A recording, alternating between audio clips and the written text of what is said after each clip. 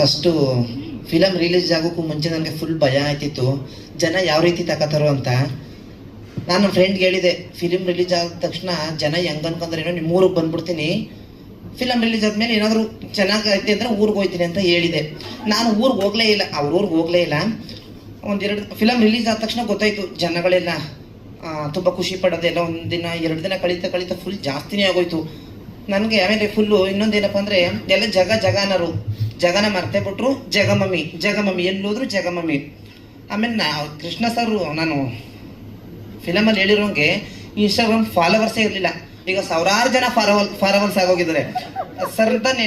ಮೊನ್ನೆ ಒಂದು ಪೋಸ್ಟರ್ನ ಶೇರ್ ಮಾಡಿದೆ, ನನ್ನ ಫ್ರೆಂಡ್ ನೋಡ್ಬಿಟ್ಟು ಹೇಳಿದ್ರು ನನಗೆ ಅಷ್ಟು ಇನ್ಸ್ಟಾಗ್ರಾಮ್ ಯೂಸ್ ಮಾಡೋಕ್ಕೆ ಬರಲ್ಲ, ಲಕ್ಷಾಂತರ ಜನ ವ್ಯೂಸ್ ಮಾಡಿದ್ದಾರೆ ಅಂತ. ನನಗೇನು 205 ಜನ ಲೈಕ್ ಮಾಡ್ತಿದ್ದು, 2 ಕಮೆಂಟ್ ಮಾಡ್ತಿದ್ದು. ಕಮೆಂಟ್ ಮಾಡೋರು ಜಾಸ್ತಿ ಆಗೋಗವ್ರೆ. ವಾಟ್ಸಪ್ ಜಾಸ್ತಿ ಯೂಸ್ ಮಾಡ್ತಿದ್ದೆ, ಇನ್ಸ್ಟಾಗ್ರಾಮ್ ಯೂಸ್ ಮಾಡಕ್ ಬರ್ದೆ. ಹುಡುಗಿರ್ ಜಾಸ್ತಿನಾ?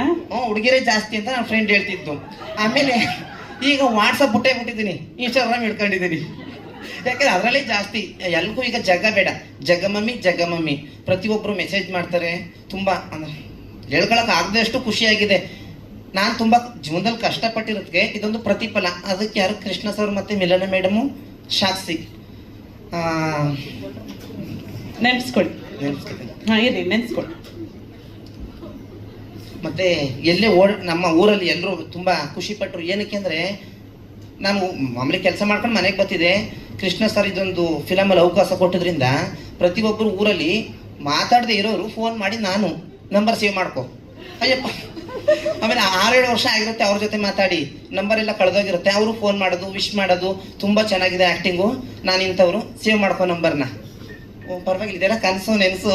ಆಮೇಲೆ 12 ಗಂಟೆ ಆದ್ರೂ ನಾನು ಮಾಮೂಲಿ ಕೆಲಸದಲ್ಲಿ ಬಿಜಿ ಆಯ್ತಿದೆ, ಈಗ ಫೋನಲ್ಲೇ ಬಿಜಿ ಆಗ್ಬಿಟ್ಟಿದ್ದೀನಿ. 12 ಗಂಟೆ ಆದ್ರೂ ಏನು ಪ್ರತಿಯೊಬ್ಬರು ಮೆಸೇಜ್ ಮಾಡ್ತಾರೆ, ನನಗೊಂಥರ ಖುಷಿ. ಏನಕ್ಕೆಂದ್ರೆ